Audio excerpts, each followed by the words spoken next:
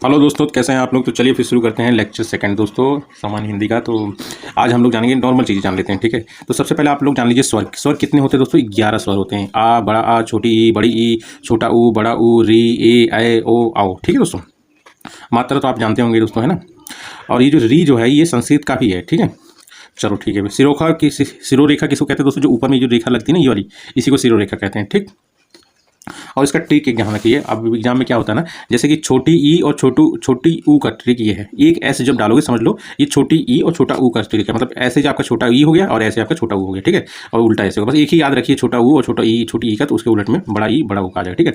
अब व्यंजन क्या होते हैं दोस्तों, आप जान लीजिए, ठीक है। व्यंजन वे वर्ण जिनके उच्चारण में किसी अन्य वर्ण के सहयोग की आवश्यकता होती है, अर्थात स्वरों के सहयोग से उच्चारित होने वाली ध्वनियां व्यंजन कहलाती है, ठीक है। इनकी संख्या कितनी होती है दोस्तों? 33 टोटल होती है, ठीक है। का से माँ तक 25, ठीक है।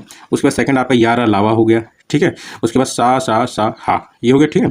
अब 11 लावा को हम लोग अंतःस्थ व्यंजन भी कहते हैं, ठीक है दोस्तों। अब उसके बाद देख लीजिए, ये जो 25 से स्पष्ट व्यंजन है ना, ये जो डिफाइन किए हैं, इसमें भी अलग अलग चीज़ होती है। जैसे कि एक तो 16 जो होंगे, इसमें 25 में से ही जो 16 होंगे इनको कहा जाएगा स्पर्शी व्यंजन, ठीक है। स्पर्शी व्यंजन में आपके का वर्ग, टा वर्ग, ता वर्ग, पा वर्ग, प्रारंभ के 4 जो होंगे वो आएंगे, मतलब काका गागा, ठीक है, इस टाइप के, ठीक है। उसके बाद पंचम वाले जो हो गए, है ना, लास्ट के जो आते हैं काका गागा, ठीक है, वो लास्ट वाला जो आएगा। उसके बाद स्पर्शी संघर्षी, मतलब जो स्पर्श और संघर्षी, चा छा जा झा, ठीक है। मतलब इनको बोलने में थोड़ा सा संघर्ष करना पड़ता है, चा चा, ठीक है।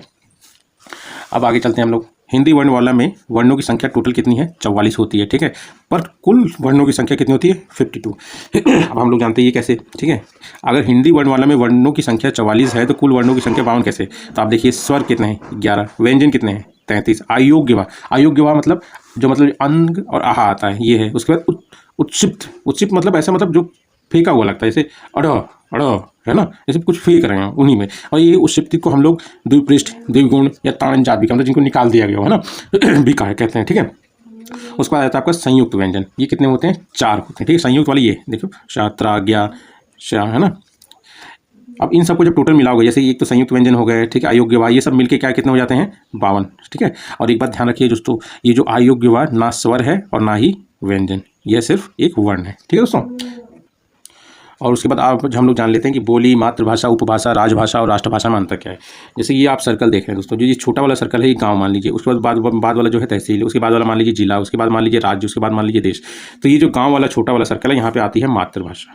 ये जो तहसील वाली है ना, इसमें आ जाती है बोली। उसके बाद जो जिला है वो आ जाता है उपभाषा। उसके बाद जो राज्य है वो राजभाषा, जो देश है वो राष्ट्रभाषा, ठीक है दोस्तों। और मैंने जो आपको पहले भी बताया था कि हिंदी कोई राष्ट्रभाषा नहीं है, ये एक राजभाषा है। ये बहुत इंपॉर्टेंट पॉइंट है, ध्यान रखिए दोस्तों, ठीक है। राजनयिक भाषा क्या होती है? राजनयिक भाषा मतलब जैसे दो देशों के बीच में जो पत्र व्यवहार जिस भाषा में किया जाता है उसे राजनयिक भाषा कहा जाता है ना। जैसे 2 कंट्री में इंग्लिश के माध्यम से हो रहा है तो इंग्लिश हो जाएगा राजनयिक भाषा, ठीक है।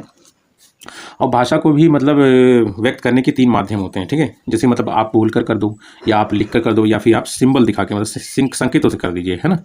और उसके बाद भारत मतलब भाषा के कौशल अगर देखेंगे तो 4 होते हैं। एक तो होता है सुनना, एक तो होता है बोलना, एक तो होता है पढ़ना, और एक तो होता है लिखना। चलिए ठीक है दोस्तों, और वीडियो को हमेशा शॉर्ट ही रखेंगे ताकि आप लोग को भी अच्छा लगे, है ना। और कल स्टार्ट करेंगे हम लोग 3rd लेक्चर स्वर से, ठीक है दोस्तों। ओके, अगर वीडियो अच्छा लगे तो प्लीज़। अब दोस्तों मैं आपको, आप इन सबको नोट्स मत देखिए आप कि किस तरह है। मैं जितना हो सके आपको बेस्ट मतलब कंटेंट प्रोवाइड कराऊंगा और आपको कभी भी दिक्कत नहीं होगा, ठीक है।